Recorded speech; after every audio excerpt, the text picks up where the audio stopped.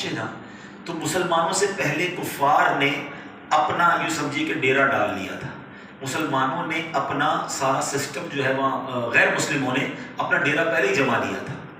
تو وہ جو جگہ تھی نا انہوں نے پانی دیکھ کر نارمل زمین دیکھ کر اپنے خیمے گاڑ دیے. مسلمان جہاں پہنچے تو مسلمانوں کے پاس نہ پانی کا کوئی کنواں تھا اور زمین بھی جو ہے نا وہ ریتیلی تھی تو اس پہ پیر صحیح جمتا نہیں تھا. تو اب صحابہ کرام نے نبی پاک سے عرض کی حضور ہماری جو جگہ ہے نا جہاں ہم کھڑے ہیں یا جہاں ہم پلان کر رہے ہیں یہ جگہ سوٹیبل نہیں ہے, ہم کیسے یہاں پر وقت گزاریں گے, پانی بھی نہیں ہے, گھوڑے بھی ٹھیک کھڑے نہیں ہو پا رہے, زمین بھی انسرٹن ہے, ریتیلی ہے. تو اللہ کے حبیب علیہ الصلوۃ والسلام سبحان اللہ نبی پاک پر رب کی کیسی رحمتیں ہیں. بدر کے میدان میں ایک بارش آتی ہے. دیکھو یہ غیبی مدد کہتے ہیں نا, بارش اللہ کی رحمت ہے. کیسی رحمت والی بارش تھی, قرآن میں اس کا ذکر ہے. قرآن فرماتا ہے وَيُنَزِّلُ عَلَيْكُم مِّنَ السَّمَاءِ مَاءً لِيُطَهِّرَكُم بِهِ وَيُذْهِبَ عَنكُم رِجْزَ الشَّيْطَانِ وَلِيَرْبِطَ عَلَىٰ قُلُوبِكُمْ وَيُثَبِّتَ بِهِ الْأَقْدَامَ. قرآن کہتا ہے کہ اور آسمان سے تم پر پانی اتارا تاکہ تمہیں اس سے ستھرا کر دے اور شیطان کی ناپاکی تم سے دور فرما دے اور تمہارے دلوں کی ڈھارس بندھائے اور اس سے تمہارے قدم جما دے. سبحان اللہ. تو پتہ یہ چلا کہ اس بارش سے ہوا کیا, کتنے فائدے ہوئے کہ 4 فائدے قرآن بیان کر رہا ہے کہ تاکہ جو بے وضو اور بے غسل ہوں تو وضو اور غسل کر کے خوب پاک ہو جائیں, صاف ستھرے ہو جائیں. مسلمانوں کے دلوں سے جو شیطانی وسوسہ ہے وہ دور ہو جائے. پھر فرمایا مسلمانوں کے دلوں کو ڈھارس مل جائے کہ اللہ کی مدد ہمارے ساتھ ہے.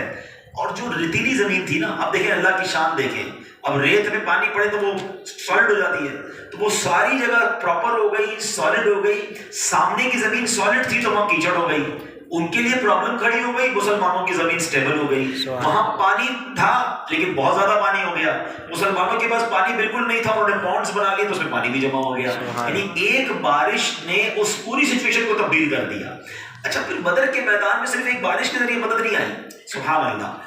آج کل لوگ, آپ جو بچے ہیں ان کو پتہ ہے ایڈیٹنگ کرتے ہیں, کئی سافٹ ویئرز ہیں, چھوٹا سا مجمع ہو اس کو ایڈٹ کر کے بڑا بنا سکتے ہیں, بہت بڑا کراؤڈ ہو اس کو ایڈٹ کر کے چھوٹا کر سکتے ہیں. امیجنیشنز کا دور ہے, گرافکس کا دور ہے.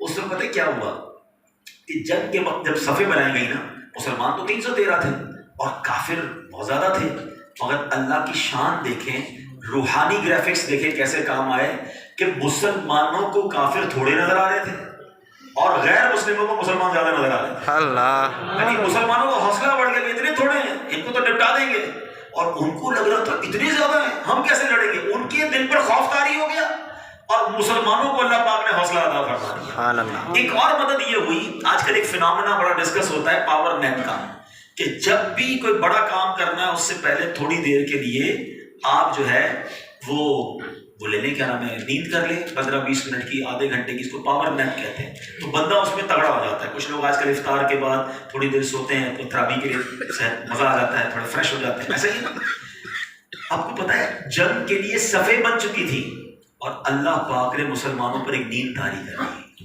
یہ کیسے پاسبل ہے کہ دشمن سامنے کھڑا ہو اور سارے کے سارے جو مسلمان ہیں وہ نیند میں چلے گئے. تھوڑی دیر کی نیند تھی لیکن تھوڑی دیر کے لیے انہوں نے پلک جھپک کر جب آنکھیں کھولی تو سارے کے سارے مسلمان فریش ہو چکے تھے.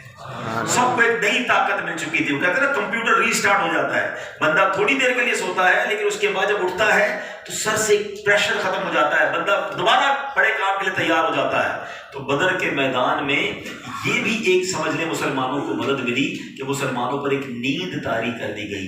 اور اب جب مقابلہ شروع ہوتا ہے, اب اس میں دیکھیں کیسے کیسے واقعات ہوئے. اللہ اکبر. قربانی کی ایسی داستانیں ہیں کہ ایمان تازہ ہو جاتا ہے. اب یہ بات صفحے درست فرما رہے تھے, تو ایک صحابی کا نام ہے سواد رضی اللہ عنہ. تو ان صحابی کے پیٹ پر میرے آقا علیہ الصلوۃ والسلام نے, وہ تھوڑا سا ان کا پیٹ آگے نکلا ہوا تھا صفوں سے, نبی پاک نے ایک چھڑی جو تھی ان کے پیٹ پہ لگائی کہ اے سواد صف درست کر لو. تو وہ صحابی کہتے ہیں کہ حضور میں نے تو آپ سے بدلہ لینا ہے, آپ نے میرے پیٹ پر جو چھڑی لگائی ہے میں نے آپ سے بدلہ لینا ہے. سارے صحابہ حیران کہ یہ کیا کہہ رہے ہیں, پیارے آقا سے بدلہ لینا ہے. نبی پاک کی شان دیکھیں, میرے آقا فرماتے آؤ لے لو بدلہ. کہتے نہیں حضور آپ نے میرے پیٹ پر جب چھڑی لگائی نا تو اب میرا پیٹ پہ کرتا نہیں تھا, کرتا تو اوپر تھا, یا تو بغیر کرتے کے ہوں گے, آپ نے تو کرتا پہنا ہوا ہے.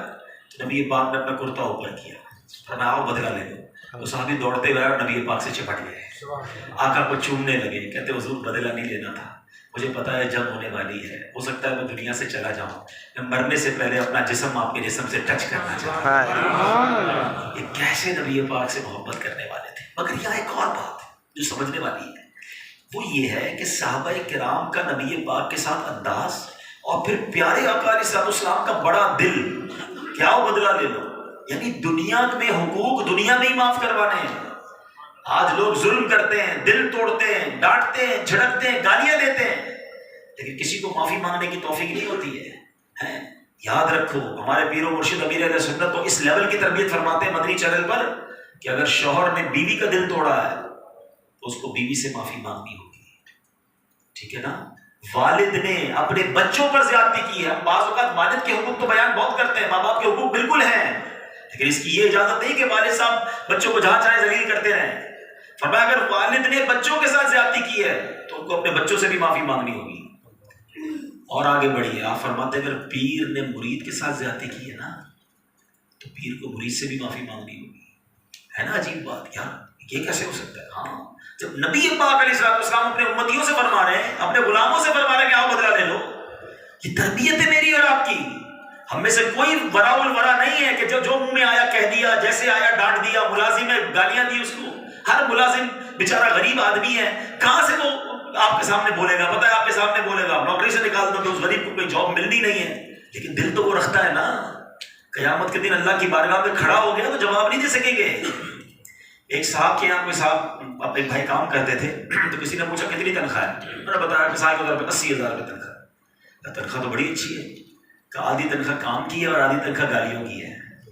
صبح و شام سیٹ کی گالیاں سنتا ہوں، چھوڑتا اس لیے نہیں ہوں کہ تنخواہ اچھی ہے کہیں اور جاب نہیں ملے گی، مگر دل اس کا کتنا دکھتا ہوگا جو اپنے ملازم پر، اپنے بیوی بچوں پر، اپنے غریب رشتہ داروں پر ظلم کرتے ہیں نا۔ وہ سوچیں دنیا میں مانگ لو معافی، قیامت کے دن جواب نہیں دے سکو گے۔ اگر وہاں مظلوم کھڑا ہو گیا نا اللہ کی بارگاہ میں، اللہ مظلوم کے ساتھ ہوگا، اللہ کی رحمت مظلوم کے ساتھ ہوگی، ظالم پھنس جائے گا قیامت کے دن، اور اس دن اس کو نیکیاں دینی پڑ جائیں گی۔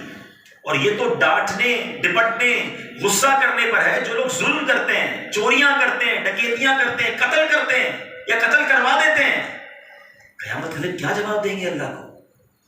خدارا اگر میرا یہ بیان کوئی میرا ایسا بھائی سن رہا ہے، اللہ رسول کے واسطے ایسا مت کرو۔ حقوق العباد حقوق اللہ سے زیادہ سخت ہے۔ اگر کوئی بندہ ساری زندگی نماز نہ پڑھے، ٹھیک ہے غلط ہے، مگر وہ جانے، اس کا رب جانے، وہ ایک سچی توبہ کرے، اللہ اس کا گناہ معاف کرنے پر قادر ہے، مگر اسی کی مشیت ہے کہ اگر بندے کو ستایا ہے، بندے کو تکلیف پہنچائی ہے، جب تک بندہ معاف نہیں کرے گا اس وقت تک رب بھی معاف نہیں فرمائے گا۔ تو اب آپ غور کیجیے کہ ہم کیسے زندگی گزار رہے ہیں۔ اگر لوگ ناراض ہیں، آپ کے رشتہ دار ناراض ہیں، آپ کے دوست، آپ کے پڑوسی، آپ کے ملازمین، مانگ لے معافی۔ چھوٹے نہیں ہوں گے آپ اپنے ملازم سے معافی مانگنے پر۔ مجھے اچھی طرح یاد ہے ایک جگہ اسی طرح کا کوئی بیان ہو رہا تھا، معافی پر بات ہو رہی تھی، تو ایک بندہ کہتا ہے، مجھے دوسرے دن اس کا فون آیا، کہتا ہے بڑی فیکٹری کے اونر ہیں، انہوں نے کہا کہ میں نے آپ کے بیان سے پہلے جو ہے اسی دن اپنے ایک ملازم کو بہت ذلیل کیا، تو اس سے غلطی ہوئی تھی کوئی، میں نے اس کو بلا کر ٹھیک ٹھاک سمجھ لیا، اس کو جو بولنا تھا کہہ دیا۔ اب بیان کے بعد میں سوچنے لگا یار میں سیٹھ، وہ میرا ملازم، میں معافی کیسے مانگوں؟ مگر آپ بیان میں سمجھ آئی اس کو، کہتے میں نے بڑی ہمت کی، میں اپنے ملازم کو بلایا اور میں نے اس سے معافی مانگی، میں بہت خوش ہوں، آج میرے سر سے بوجھ اتر گیا ہے۔ تو یہ ہے وہ اسلام کی پکچر کہ اگر غلطی ہو گئی ہے نا تو مانگ لیں معافی، آپ چھوٹے نہیں ہو جائیں گے انشاءاللہ۔ جو بندوں کو معاف کرتا ہے یا بندوں سے معافی مانگتا ہے پھر رب کریم بھی اسے معاف فرما دے گا۔ تو یہ غزوہ بدر کا یہ واقعہ ہے جو سکھاتا ہے ہمیں کہ پیارے آقا سے صحابی کہہ رہے ہیں حضور میں نے بدلہ لینا ہے، ابھی پاک نے یہ نہیں فرمایا تمہاری اوقات کیا ہے، میں کون ہوں پتہ نہیں،